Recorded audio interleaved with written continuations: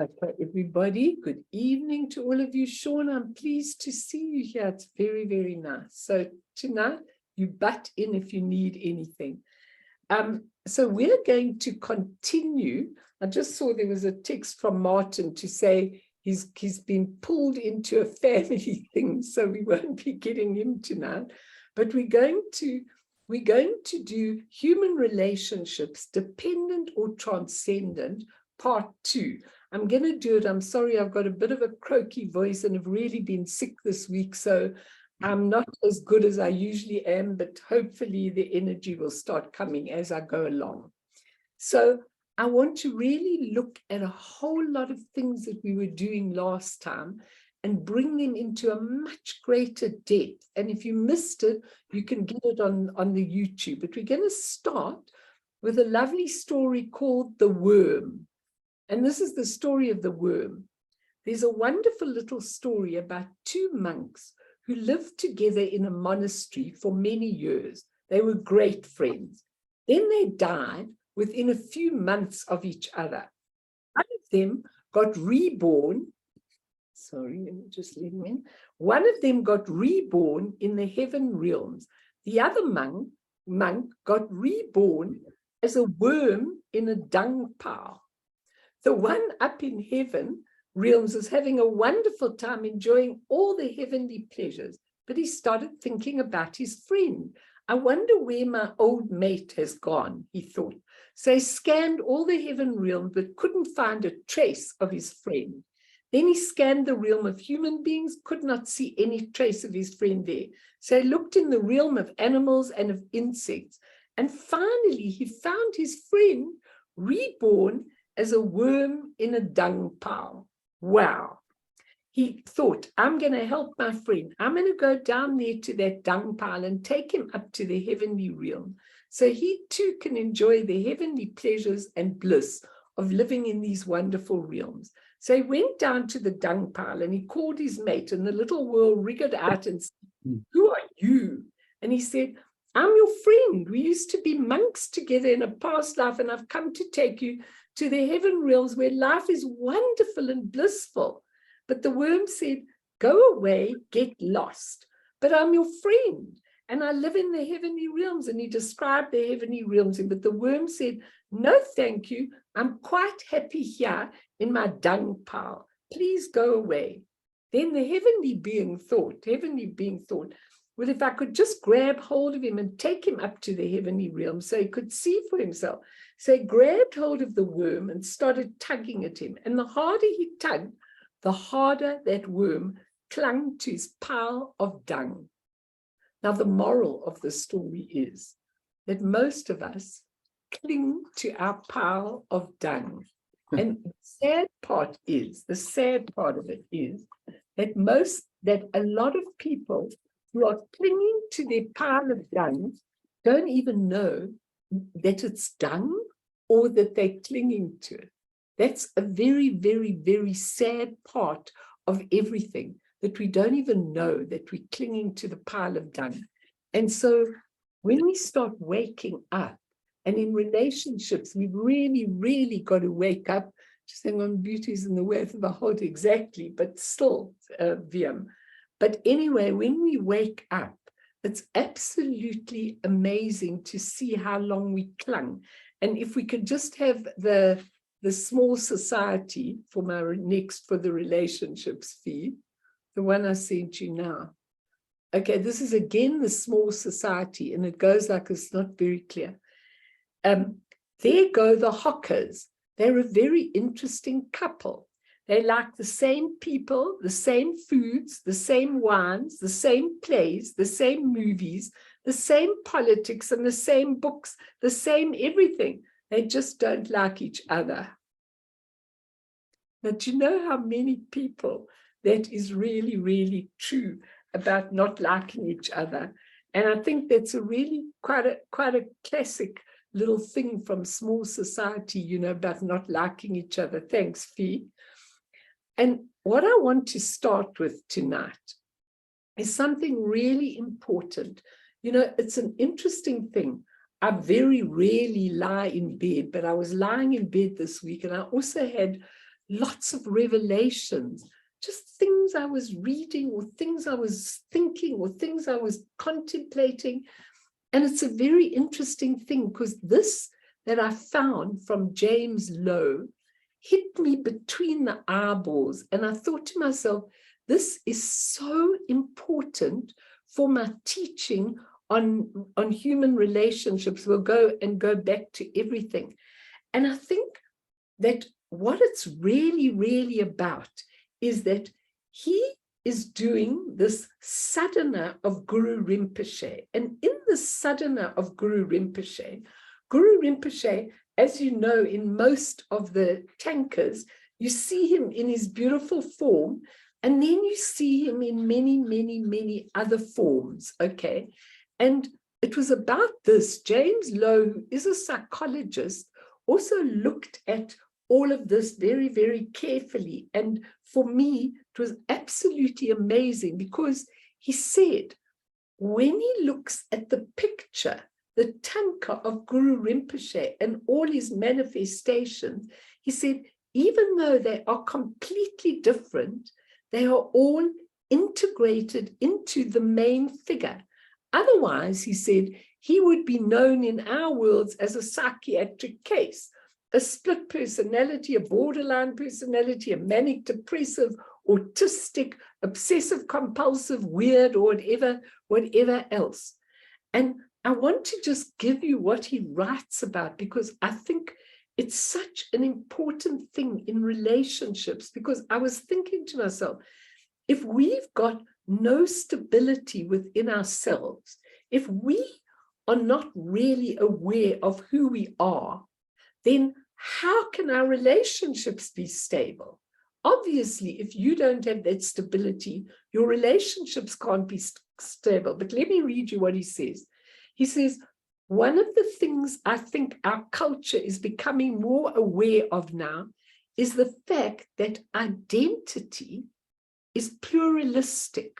Okay, that is to say, all of us have sub-personalities or self-states or divergent tendencies which manifest in different situations.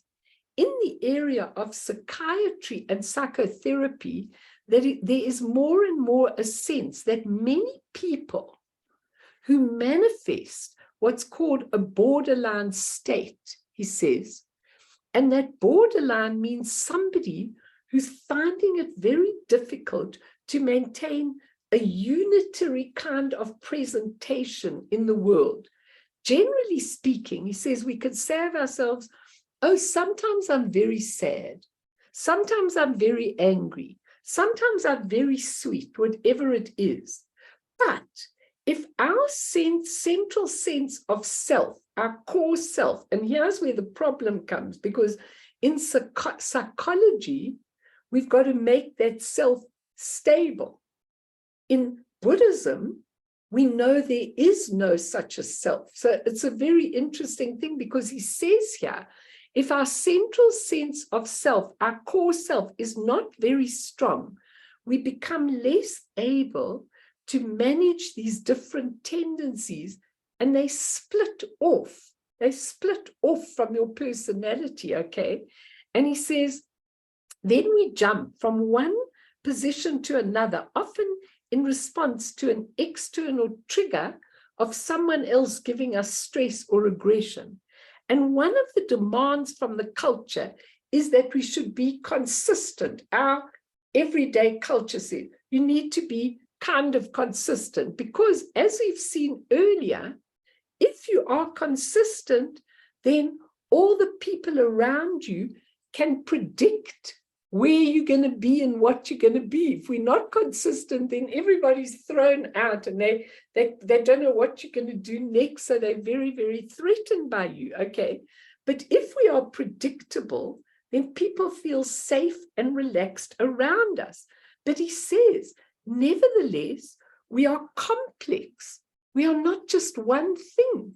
We've got all these complex parts of us. Now, this is really a very difficult problem when we look at relationships, because how do we actually use this in relationships when we don't want to have a solid self. I don't want to be Melanie and you Fiona and you Kathy and you Pam, and then you think that those personalities are who you are. Then it's so rigid. So how does Guru Rinpoche demonstrate this to us? How can we use this in our relationships? Okay, now he says, the 8 forms of Padmasambhava, and we did the 7-line prayer and how important it was. The 8 forms show us how we can respond to different situations in different ways, and at the same time, maintain a sense of integrity. How do you do this? He says, in Buddhism, they're monks, they're nuns, they're lay people, they're yogis when we do tantras. And generally speaking, if you're a monk, you can't be a lay person. And if you're a yogi, you can't be a monk. He says, so they also stick each. We could say that these categories become different and you have to make a choice. Which am I going to be? And that's the same in your work situation. What are you going to be? In order to take up a position in the world which is understandable to other people, you have to close down some of your options of existence. Like I can see if we out and we with certain kind of people, like very intellectual people, my husband will usually shut me up if I come up with some crazy spiritual notion at the table or something like that. He'll definitely shut me up. Why? Because we want to live in a world where people find us predictable.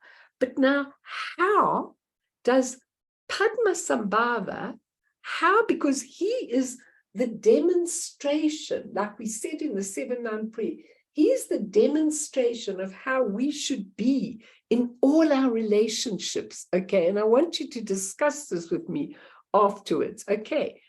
What he demonstrates is that he can show the form of a monk, he can show the form of a yogi, he can show the form of a terrifying figure, and he can show the form of a very sweet king, all in one puja, one thing that we're doing. Different ways of being in the world are brought together through one central identity. But the difference between his central identity and our earthly central identity is that his identity does not self-limit.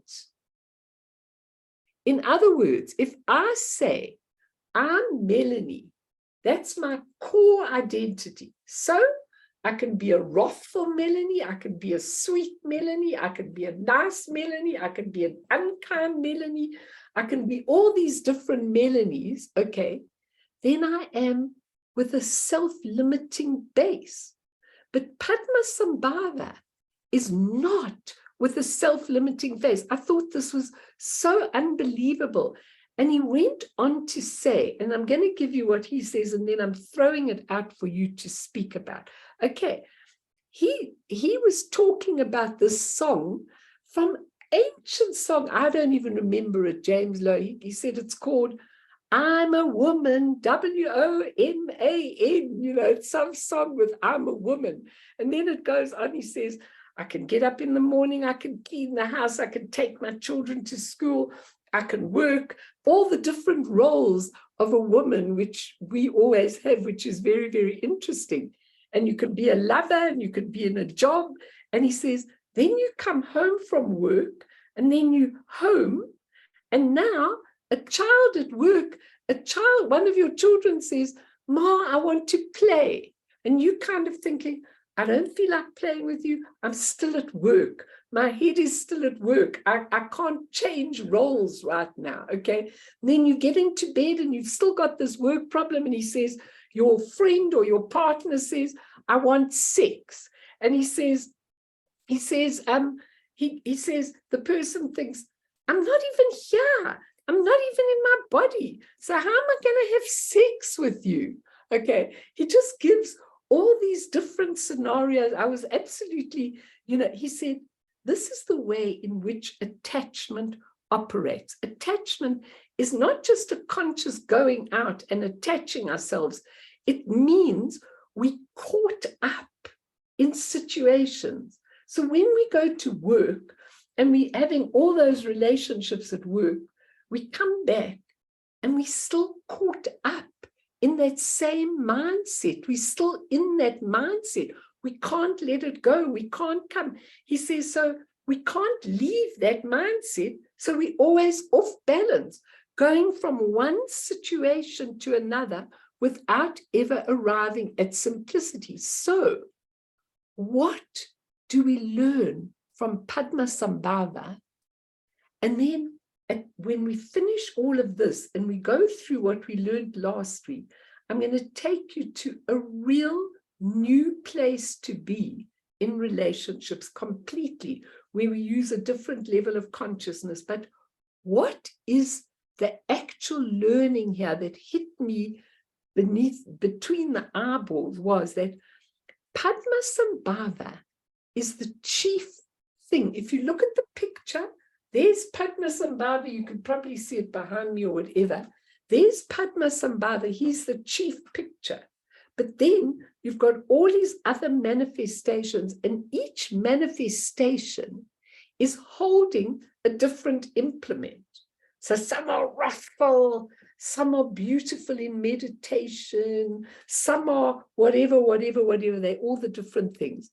But what is the difference? Okay, what the difference between what he's teaching us in Padmasambhava and what we do is that all the forms are made of the same ground, the luminous emptiness.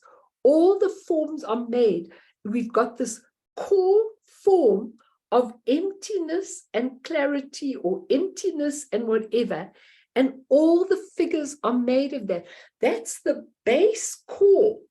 Now, we don't have the base core of our Buddha nature, because if we had the base core of our Buddha nature, we would be perfect in all our relationships. We've got the base core of Melanie, but not the base core. Melanie's just one drama in all the thousands of lifetimes. We haven't got the base core of the Buddha nature. And if we haven't got the base core of the Buddha nature, and if we haven't even got a core identity, we're going to split off all the time. And we can't liberate ourselves, because each of Padmasambhava's manifestations uses a different enlightened activity to do their work.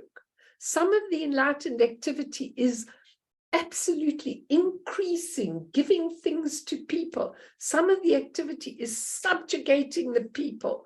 So that means in our relationship, we're taking the corresponding role to benefit the other person, not to get out of them what we want, not to be hurt by them, not to blame them, but to get, the fact is to be able to be who we are, which is our Buddha nature.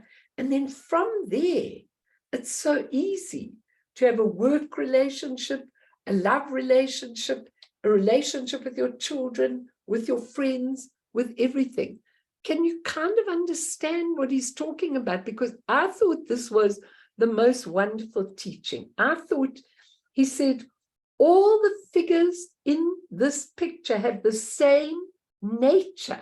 In other words, they have a central point, whereas we don't have that central point. The only central point we have is Melanie. And Melanie is a limited concept. It's self-limiting. So until I can go and be who I am, it's really hard in my relationships. And if I am Melanie, then I'm looking out for what you are doing to me or not doing to me, or not helping me or helping me, or whatever the case is. I'm looking at that all in terms of I and me. But Guru Rinpoche is not looking at it like that, because his base is the same essence as all the manifestations that are around him. Now, Eugene, I can see you've got a lot to say. Say it, please, because I think this is very profound stuff.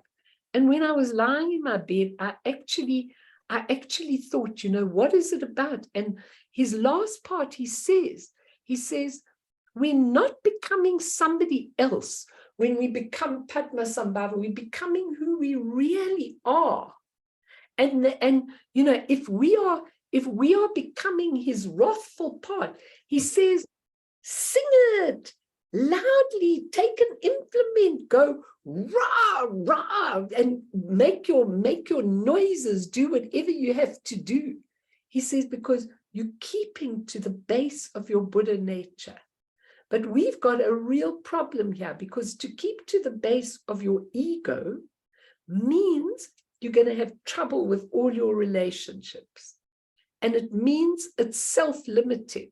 But to keep to the base of your Buddha nature means you can be adaptable to every single relationship. You can see it in the mirror. You can see what you need to do. You can see what enlightened activity you need to perform. So start off, Eugene. I want to hear what you think about this, because I think this is really very fascinating stuff. Mm-hmm. I think it just ties back to the Prajna Paramitra. Form is emptiness and emptiness is form. Okay. So I listened to an Alan Watts podcast, and it was really interesting, way back from the 60s. So if you actually think about everything in the universe, you can go down to so physicists have been trying for hundreds of years to identify like something, but there is no thing. So there's cells, and then there's molecules, and then there's atoms.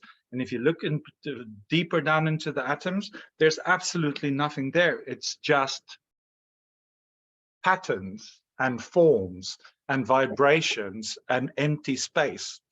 And we are exactly that. So when we talk about in Buddhism about emptiness, emptiness is form and form is emptiness in your Buddha nature, it's just getting out of the form in which you are stuck currently, into the physical patterns you are stuck currently, and all your habits and karma and all that kind of stuff, and just tapping into that pure void.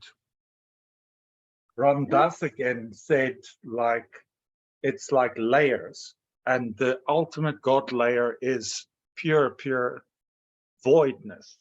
And how are you intending to get there? Let's hear, please. Well, it's just difficult. Well, the thing is, it is difficult, but then also, like, it also gets you out of your rut and feeling sorry for yourself all the time. So if you are pure limitless potential, so why do you accept the hand that you're dealt? So, practical example, I started the new job, was hired into the job, great, joined, set strategies in motion, great. Then saw that I wasn't allowed to meet the stakeholders I was supposed to meet because it was causing issues with another team member who was supposed to move out of the space. Okay. No partner together, you're going to work fine on it. Okay. Build the strategy, set things in motion, get things started. Oh, but like she gets handed the project to actually build the thing that you were appointed to do.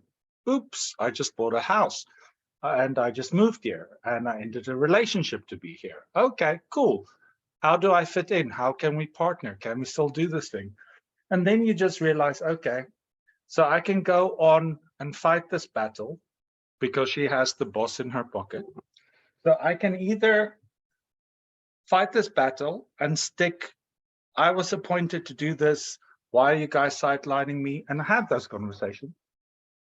So I can do that, or I can tap into what I can really do.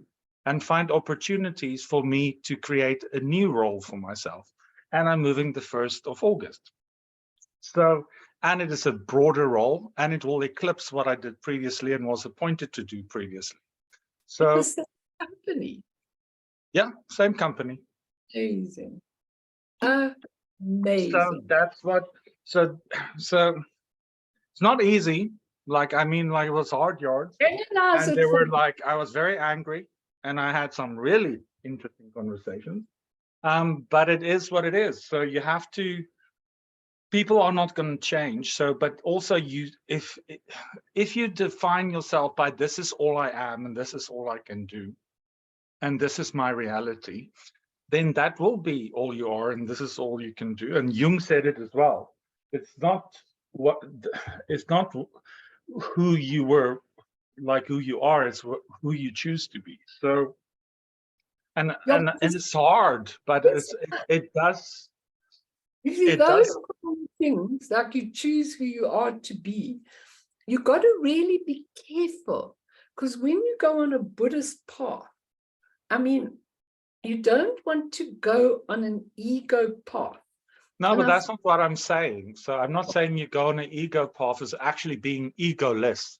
So I had to, and so I'm cheerful. I high-fived the very woman who backstabbed me. I'm actually writing more strategies for the boss who backstabbed me.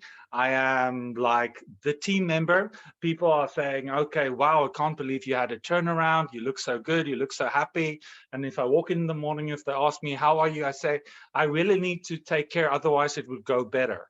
Because like, you know, so you need to. But we're looking here at dependent or transcendent relationships. And what you were looking at there was a transcendent relationship, which we're going to come to just now, because it's really interesting that how you managed to do that. And if you didn't have a Buddha nature base, you could never have done this. You could. Yeah, but it's like tapping out of like your constructs and what you think you are, and the limitations, like you said, for yourself, and just leading from your infinite source. Oh, bravo. And then, but it's not easy, and it takes so it takes, you have to say, okay, what is life teaching me? So what is the lesson? What is life teaching me? You have to say, who am I? Who am I? I disagree, because if you do that again, then you're going to go into another construct. So no, I'm in the point where I don't even want to do that anymore. So I'm like, I'm not saying that you just float around and whatever, but like you follow the teachings and you take things as they come. Good. and you play for the best, and you do things with the right motivation and the right intent, and that's all you really can do. But Eugene, the thing is that a lot of people can't let go. They're so scared all the time because, you know, we hold so much onto the identity. But then you must be okay to deal with the pain that comes with it. No, but the pain comes with it. The pain comes even when you've dealt with it in a beautiful spiritual way, which we're going to talk about with the elements, which is really important. But what you're saying is really difficult for most people. And I think that it's because you've been working so hard on your journey that you're actually able to even give us this terrific example. No, I think I'm also a Pisces, so I'm very water anyway. So like. That's only your temporary state. Yeah, in this state, but like I'm going to read you this story because it goes well with your thing. A man walking through the forest saw a fox that had lost its legs and wondered how it lived. Then he saw a tiger come in with game in its mouth. The tiger had its fill and left the rest of the meat for the fox. So the fox was fed by the means of the same tiger each day. The man began to wonder at the universal greatness, and he said to himself, I too shall just rest in a corner with full trust in the universe, and it will provide me with all I need. He did this for many days, but nothing happened. And he was almost at death's door when he heard a voice say, "Oh, you who are in the path of error, open your eyes to the truth. Follow the example of the tiger and stop imitating the disabled fox." Okay, which is really, really important, because I think sometimes we really have a lot of expectation.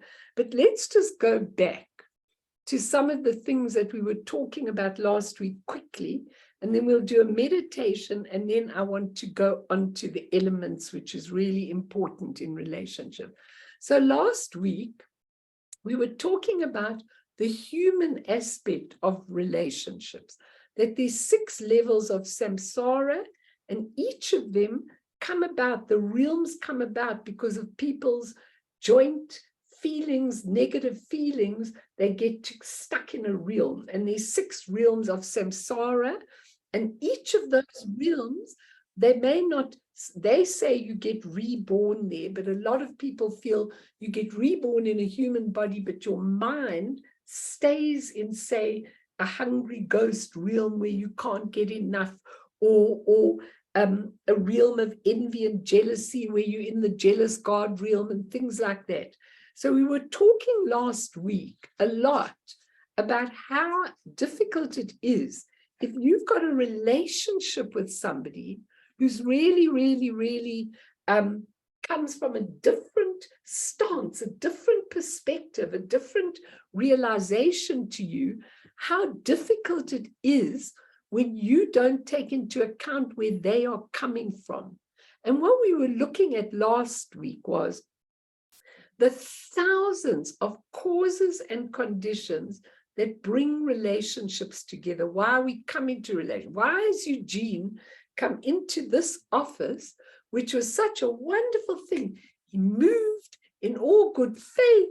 He bought a house. He got the job he really wanted. And then suddenly someone sabotages you. Now, let's not look too deeply at the one thing, but let's look at, there are thousands of causes and conditions. As I told you last week, Taisitu Rinpoche said, even for one peacock feather, there are multitudes of causes, thousands of causes. And when you look at a relationship dependent on causes and conditions, it's completely different to where you step back, because we don't know what relationship Eugene had with this woman who sabotaged his whole thing and had the boss in her pocket. We don't know what their relationship was about before. We don't know what the prior causes and conditions are. But what he has done is he's gone to a transcendent level. He hasn't seen it personally. He gives it a high five to the woman. He's friendly. He's not getting into the nitty-gritty of an ugly relationship and somebody very annoyed and irritated that has happened. He's actually looking at the relationship from a transcendent level. And tonight, I really want you to be able to look at it, because the sign that you are born under in this lifetime is once again only one aspect for this lifetime. It's not who you are, but the Buddha family to which you belong, which also has the same elements as do the zodiacal sign. That is where you really belong. And that is where your work is. So when you start looking at it, if you have 2 people who are fiery temperaments, so 2 people dealing with the element fire, okay, they are definitely going to totally conflict. But if you look at it from a transcendent level, then you are going to stand back and you are going to look very carefully at this other person whose actual higher self goes into the fire element, And you are going to be able to step back and look at them and be able to give them what they need without feeling persecuted yourself. Because you can't have two winners. It doesn't work. You can't have two people who are clashing with each other like this. One person has to turn their volume down. And you can only turn your volume down when you go past the individual self. Because how do you turn your volume down if someone's sabotaging you all the time and doing terrible things to you? How do you actually see this as an amazing opportunity for you? Opportunity, open portal to unity with your true nature. How are you able to say, this is the most amazing challenge that I'm looking at in a mirror? So last week we were talking about it, and we also talked about the 3 characteristics of existence that the Buddha taught about: anicca, anatta, and dukkha. Impermanence, selflessness, and suffering. Those 3. Anicca being impermanent. Once we know that any ghastly situations are impermanent, but we also have to know that any lovely situations are impermanent. We have to know both. Once we know this, we're already going to a transcendent level. Once we understand the whole concept of selflessness, that the 5 skandhas, form, feelings, perceptions, the way we see things, habits, and our everyday consciousness doesn't really exist in any way. Once we see that, then what am I fighting for?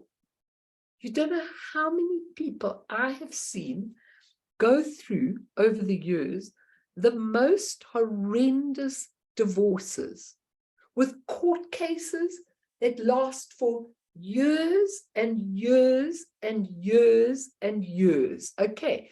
And hardly ever get resolved. Now, what have we got here? What are we winning? What is it? What is this relationship? What's in the cosmic mirror? And if there isn't a me, if there isn't really a me, then why am I fighting? I know this one woman used to say to me, I only want to be restored to the financial state I was in before I started this relationship. That's all. And I won't give up until I get there. And you have to ask yourself, really? Really? Is that worth it? Is it worth for yourself to really put all that hatred and anger and terrible things, and the children are tormented and everything? Is it really worth it? Well, it can only be worth it if you really believe that there is a self that you're defending. But the Buddha taught selflessness, and then he taught dukkha, which is suffering. And he said, it's so funny because when we finally find what we want, maybe we get the job, maybe we get the person, maybe we find the right relationship with a little bit of luck, maybe we do all these kind of things. And then it doesn't last. So when it doesn't last, or the person dies, or it doesn't happen, or the child goes away after all you've put into them, then it's suffering. So those are the 3 inherent qualities that we were talking about. And how does that affect you in your relationship? How do those 3 affect you in your relationships? Can anyone tell me how you think it really affects you? Kat, you weren't here, so you can give us something on your thing. How does it affect you? I mean, you went through a long illness, knowing life was really impermanent during that time. Was that worth fighting for everything? Or more I think that as you get older, the way that you relate to things change. I mean, and things that you fight for, what I would have fought over in my 20s, and what I would fight for now is completely different. I think that your the mind can develop or not. It all depends on you, and it all depends if you're willing to drop the story. Because we're not gaining. You're willing to drop the story. What would make you drop the story? Such an important point. Well, I mean, I suppose it's different for everybody, but for me, it was finding a Buddhist path or a spiritual path or a path where less is more, and being happy with being more simple. Good. And not being so caught up in my own drama all the time, and making my own stories and being so needy, and because we hardly know this person, but she's had Breville's son, and she lives in Cornwall, and she posted something on Facebook because we decided we weren't going to engage in that when we went down. And she posted something on Facebook that she's taking how people treat her very personally. So I said, I used to do that in my 20s too. And did that help?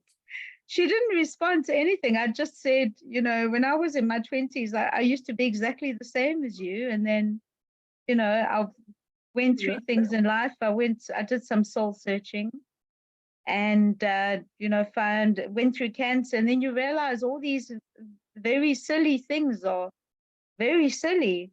It's unnecessary. No.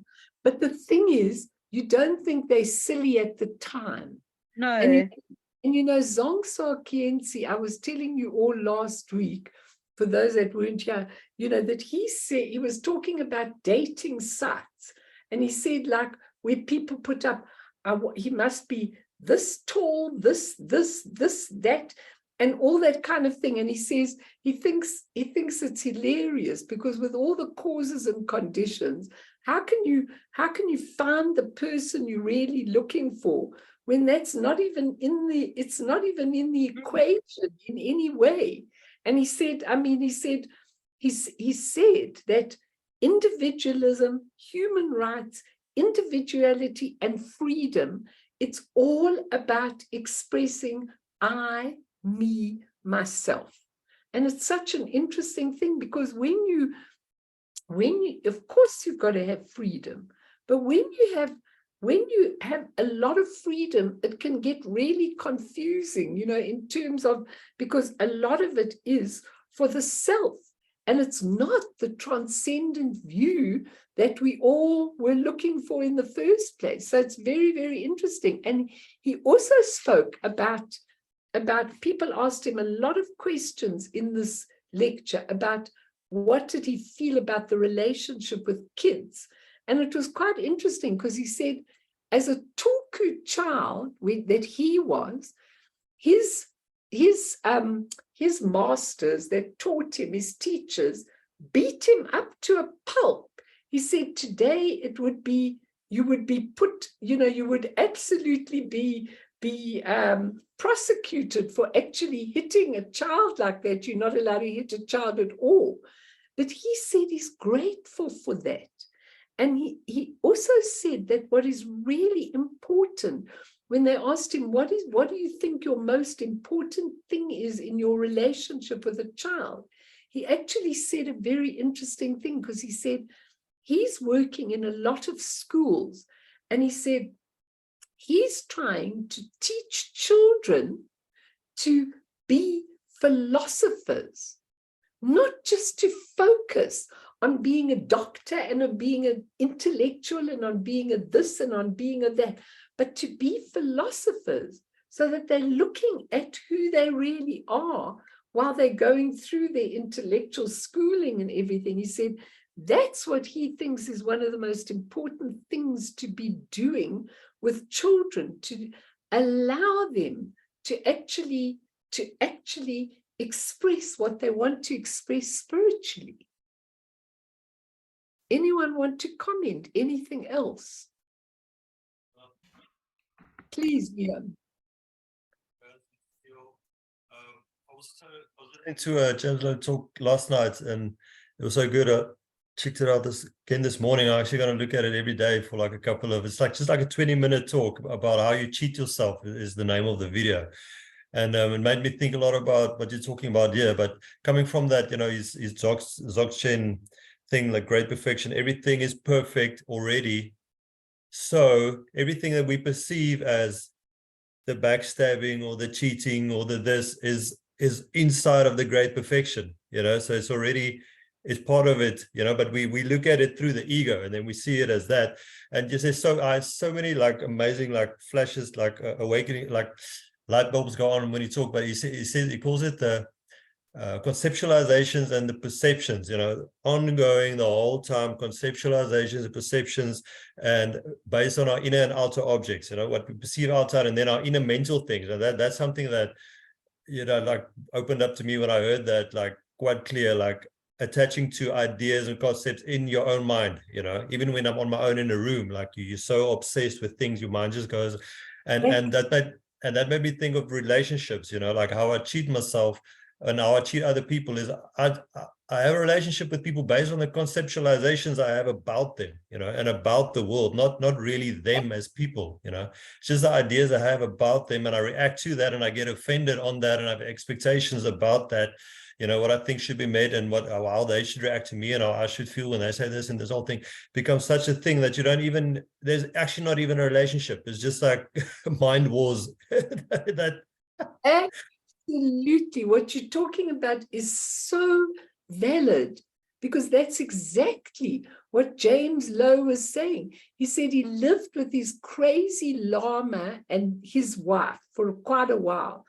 And it was a very interesting relationship. They were obviously two very fiery people, so they had a lot of arguments. And then he's a psychologist as well as a Buddhist. And so he arrived, the wife used to come and talk to him, afterwards, and say, this is what he said, this is what he did.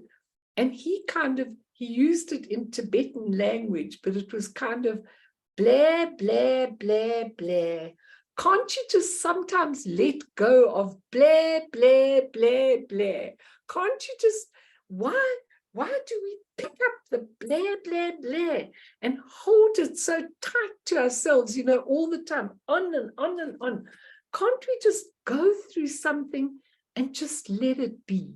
Go through something and let it be.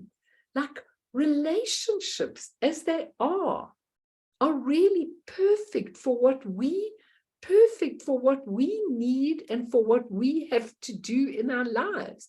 Every single one, especially the difficult ones. Those are the ones that bring you great revelation. It's amazing when you actually understand that. But let's do a little meditation, and then let's talk a little bit about the elements, and then we'll end tonight. But let's just do a little meditation. So sit in your meditation posture and just breathe in and breathe out, and come to this moment in time. The past is gone, the future hasn't been made, and let's not cling to the present. Not too much emphasis about the present. In fact, we'd like to go to the fourth time. So I want you just for a short meditation tonight to allow everything to be, and all the roles that all of you are playing in your life, and all of you have dozens and dozens of roles in your life. And I want you to try just for 1 minute to be exactly like Padmasambhava, whose beautiful being, his Buddha nature, is luminous and clear. And I want you to just feel your luminous, clear part of you, which is what Eugene was talking about. I want you to feel that as your central point. There's ground, and the ground is emptiness. There's the manifestation of the ground and its luminous clarity. And it just keeps manifesting from the ground. And if we don't hold on, if we actually see that all the roles in our life are form and emptiness, displaying the luminosity of your natural condition, your own nature.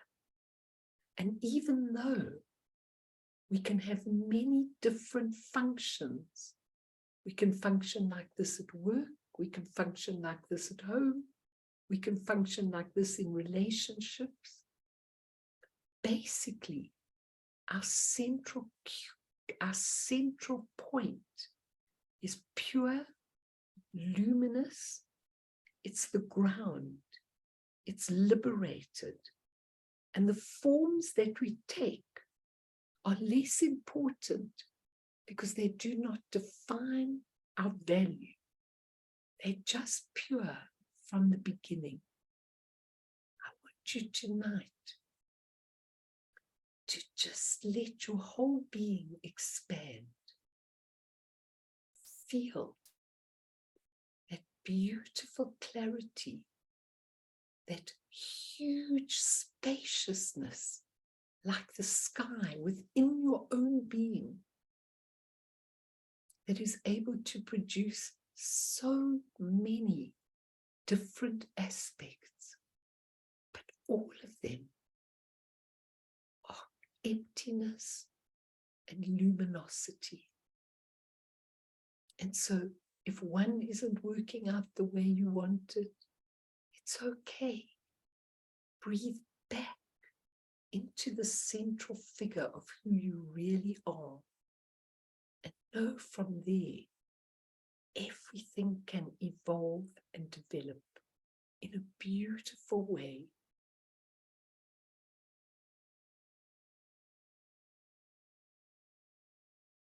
And I want you to just ponder the beautiful, enlightened activities that are done by the masters and that we have the potential to do.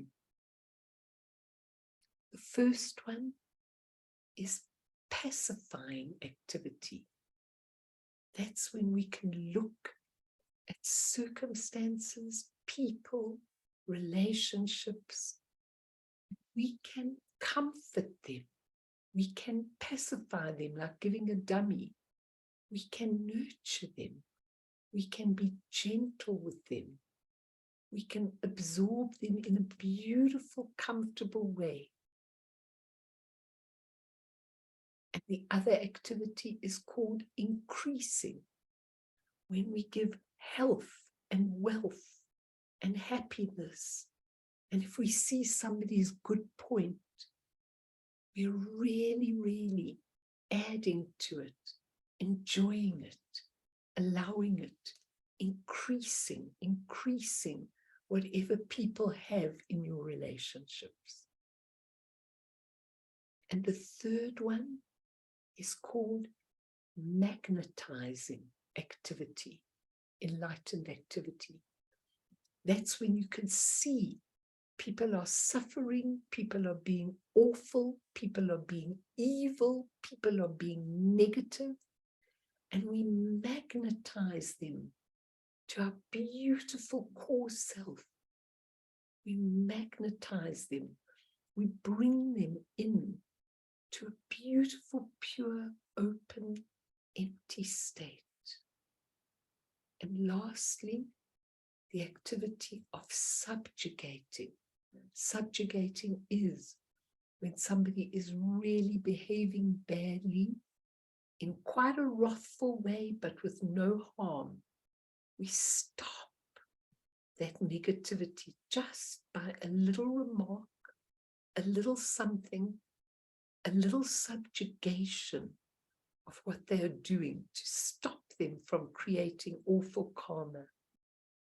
And when we are in that true state, we can use all these activities, culminating with all of them in action accomplishment, where whatever we do is totally effortless. It just happens through us because the motivation is right, because we don't have the ego, because it's not about a gaining for yourself. It's about a service. It's about beauty. It's about bringing people into your aura.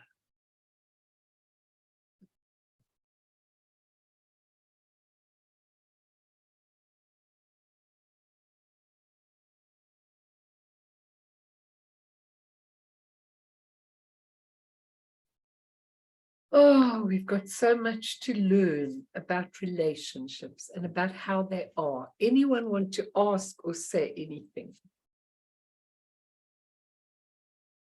Anybody? Sean, are you okay? You're quiet tonight, but I guess that it is your first time being here, so it's okay. We all splab. Take your time, but ask if you want to. But just remember, one of the most important things is being gentle and compassionate in ironing out difficulties. You know, I have done a lot of Buddhist weddings, and that's one of the things I always do when I'm doing a Buddhist wedding. I always say to the couple, be gentle and compassionate in ironing out your difficulties, because if you're too forceful, too dominating, and you're ironing difficulties, it will burn the fabric of the relationship. Remember that, because when you're ironing it out, it doesn't have to be harsh. It can be gentle, not to burn the fabric of what you're doing. And I think that if we can understand what I was saying last week, to be responsible for the change, even when somebody else has wronged you. You know, so many times people have wronged you. And, you know, according to how it looks on paper, it really is wrong. But we don't know the truth.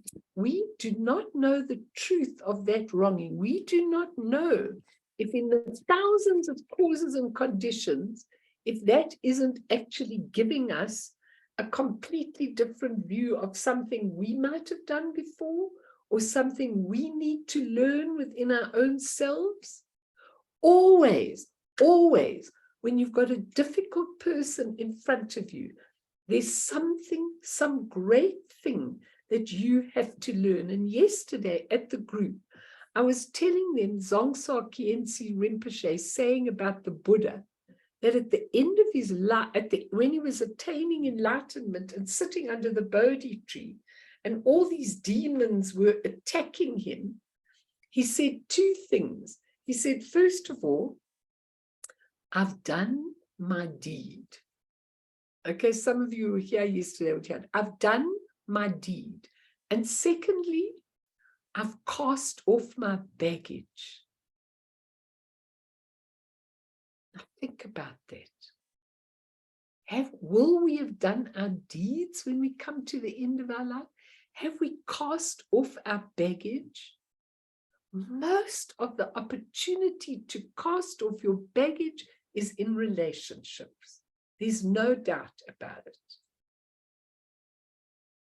So I think it's really, really an important thing. And I think if we can look at the transcendent relationship, it's really, really important. So let's just look now at the entire manifested universe. We'll just do a tiny bit and then we'll end and we'll carry on next time.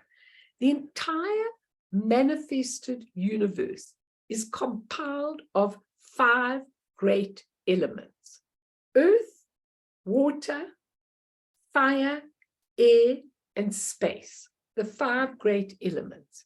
Now, these 5 elements can either manifest as an outer, coarse, confused phenomena of samsara, which people think that's all there is, or the pure, awakened, more subtle state, immaterial, refined vision of our enlightened minds. So either to see it in a coarse, horrible way or in the enlightened way. Okay. Each of these elements, and this is what I always tell, because in Buddhist weddings, what you do is you take scarves of all the different elements and you put them over the couple, the element of earth and the element of water and the element of fire in each of the different colors, okay? And you're looking at the 5 elements in many, many layers of meaning within ourselves, within our relationship, within the world at large, within at an emotional and psychological level, and at a spiritual level. Now, wherever we are, the elements regroup and regroup and regroup into different phenomena, subtle or coarse. So when we are dreaming, when we go in the sleep state, the elements are in a more subtle state than when we're in a wakeful state. And to the meditative states, the elements become subtle as well, to the death state. And when we look at the 5 elements in their very subtle states, they are called the 5 ways of viewing reality, or the 5 Buddha families, the mandala of our whole true nature in our hearts. Now, Fee, you know that one I gave you with the frozen personality and the true nature of mind? Do you have that by any chance? If you've got that slide, I'd like to. We won't do a lot more, just start it tonight so you can think about it. Thank you. Now, if you look at this, it's a very, very interesting chart because it's got your frozen personality and it's got your true nature of mind when you look at it. Okay, so when you look at the frozen personality, that's how we are in our everyday life. Okay, the 5 elements, which we've just talked about, the 5 aggregates, form, feelings, perceptions, habits, and consciousness, and the 5 conflicting emotions, ignorance, anger, pride, attachment, passion, and envy, with the 8 consciousnesses, which also go in the 5 aggregates. Now, when you look at that, that left-hand part of the chart is how we are in our absolutely everyday life. But when we die, absolutely when we die, all of those things die with us. And those things become the true nature of mind. That's why this chart is so important. So if you look at the 5 elements in our body, we know that earth, this is earth, water, fire, air, and space, become the 5 feminine Buddhas. Are they real Buddhas? Are they statues? What are they? They're the 5 feminine, beautiful, pure qualities.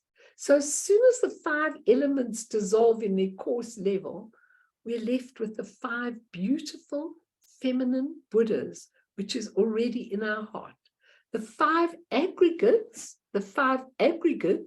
form, feeling, how we perceive things, our habits and our consciousness, become the 5 masculine Buddhas. Doesn't matter about the names right now. Those that know them, it's fine. And those that don't, it doesn't matter. But these are the real masculine and feminine aspects of our true nature. And when we look at the 5 conflicting emotions, ignorance, anger, pride, attachment, or the passions, and envy, they become the 5 primordial wisdoms in the pure state. The wisdom of the Dharmadhatu, mirror-like wisdom, the wisdom of equality, discriminating wisdom, and the wisdom of perfected action. So when we go on that chart, it's got same mind, different form. The frozen ice cube into flowing water. The negative aspects of our experience become positive, and the potential of individual consciousness, which is called alaya vijnana, becomes the potential of primordial awareness. Thanks, Fee. I just wanted to just touch on that. Okay.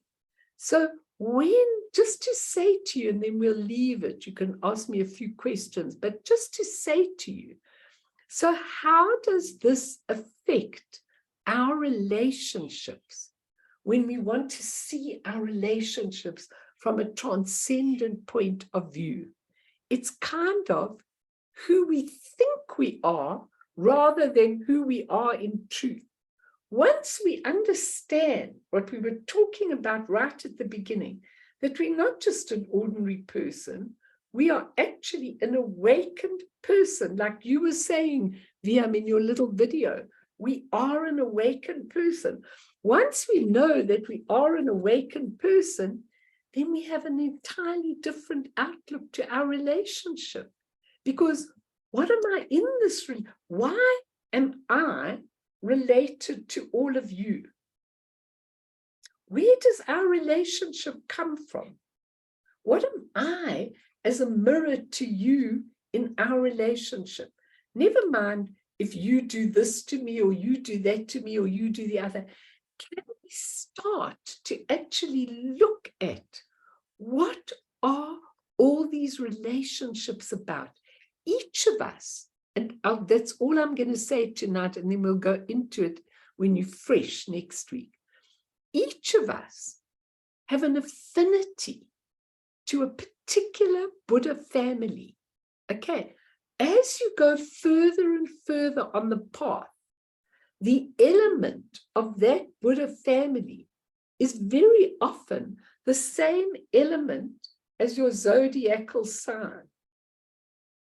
Because now you're much further on the path. It's very, very interesting, because you're born in you know, when I did a retreat and I had the 5 Buddha families and I asked people to go inside the mandala, nearly everybody in that huge big group knew exactly where they belonged. It's a gut instinct. Now, as soon as you know where you belong, you have a completely different attitude. Because, for example, for me, there's absolutely no doubt in my mind that I belong to the Lotus family, whose element is fire. Okay, now it's interesting because I'm born in Sagittarius, which is also a fire element, which is quite interesting. But the fire element of the Buddha family is completely different to the qualities of whatever sign you're born under. And when you begin to understand these transcendent relationships, what does this family mean? What are the characteristics in this family? Do I have them? And not only the positive characteristics, the negative characteristics as well, because you need to look at what you are transforming in this life. So if you've got a difficult relationship, and for me, I definitely belong to the Lotus family. Now, when you look at the Lotus family, they have all these characteristics, quite passionate, warm, with the fire, warm, but that fire can also burn. It can not only be warm, it can also burn people. So you have to learn. The negative quality is craving, attachment, and the passions. And the enlightened activity is magnetizing people, bringing them into the Dharma, not bringing them into liking you, but bringing them into the Dharma.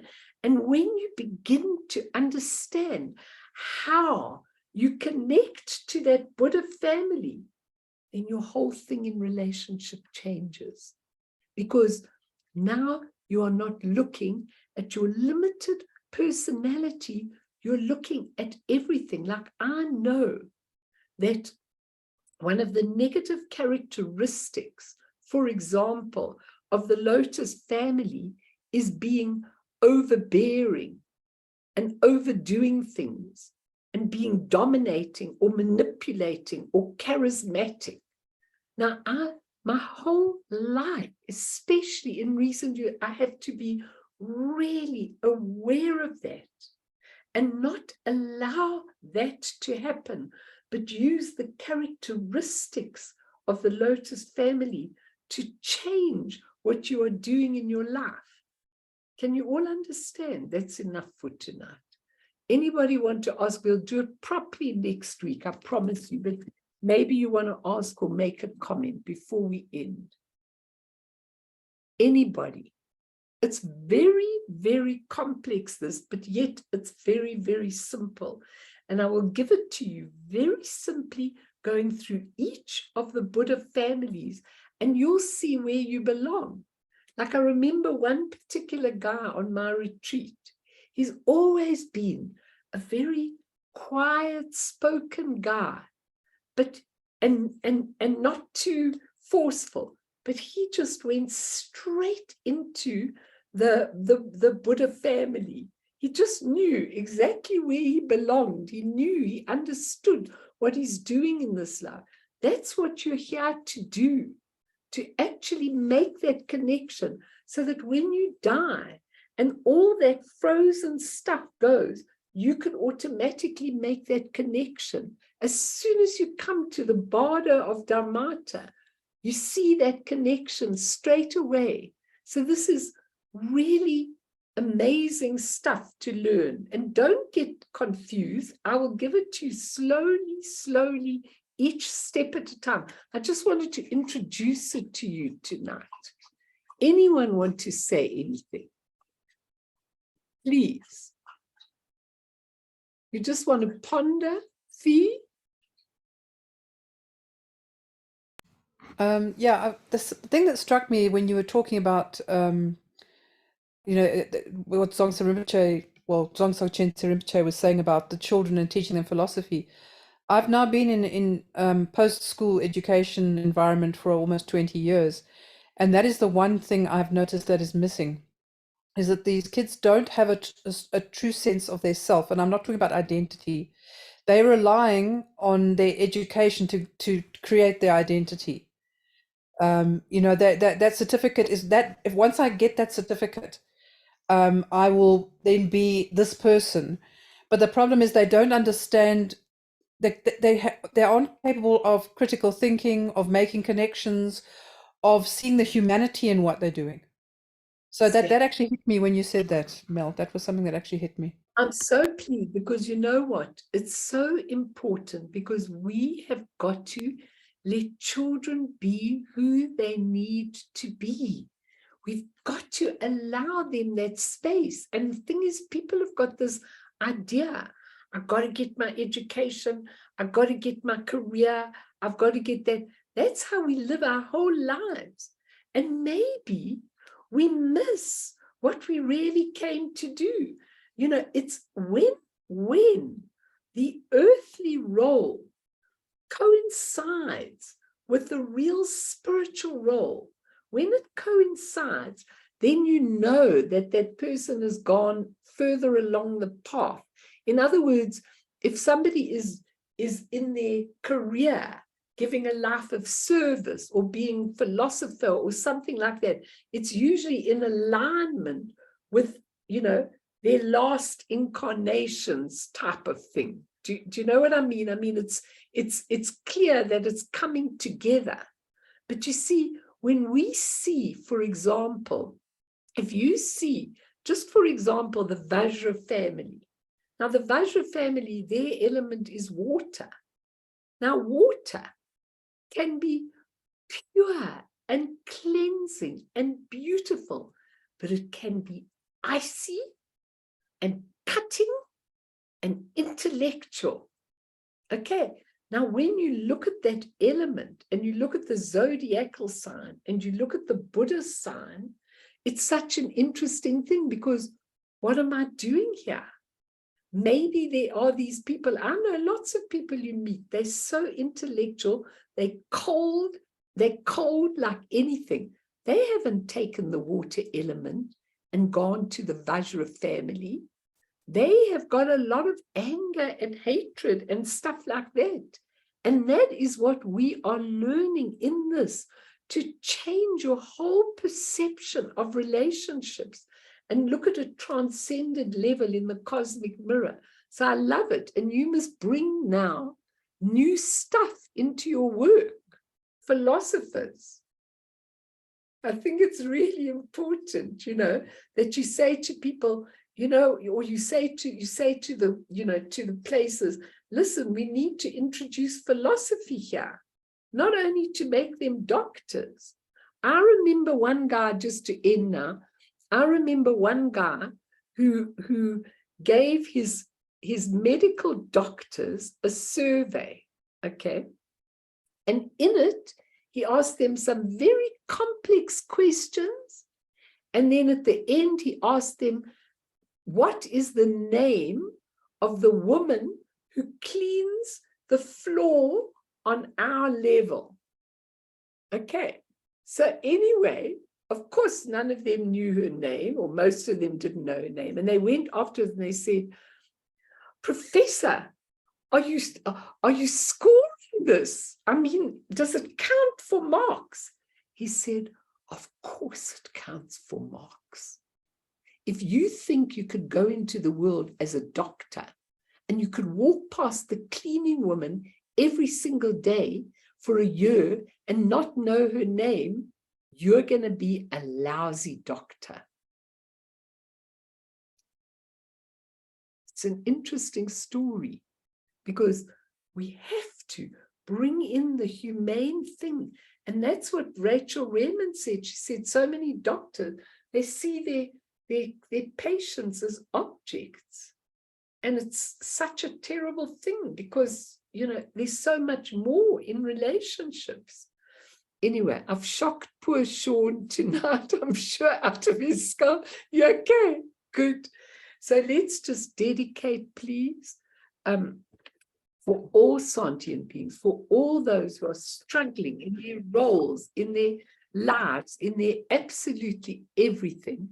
Okay, through this merit, may we achieve all-seeing Buddhahood, and thereafter, once all harmful enemies have been defeated, may all beings be liberated from the ocean of existence, stirred by the waves of birth, old age, sickness, and death. Sunam die samche zipane topne nepe tranam pamshene jegana chibala dropaye sipe sole doa dro warsho. Just going to stop the recording. Okay, anybody have anything?